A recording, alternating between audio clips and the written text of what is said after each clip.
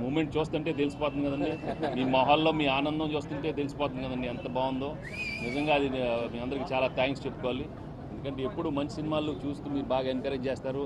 అలాంటిది ఇంత మంచి ఫ్యామిలీ సినిమా ఇచ్చిన మా టీంకి మీరు బాగా ఆదరించారు. చాలా థ్యాంక్స్. వస్తాడు గోదావరి జిల్లాలో జరిగితే బాగుంటుంది, ఇంకా ఎక్కువ జరగాలని చెప్పి ఇక్కడ ప్రజలు కోరుకుంటారు సార్. షూటింగ్స్ గతంలో మీరు చాలా సినిమాలు చేశారు సార్, మళ్ళీ ఇంకొకసారి చూద్దాం, తప్పకుండా చూద్దాం అండి. కథను బట్టి తప్పకుండా చేస్తాం. ఏమో మరి మీరు చెప్పాలి. మరి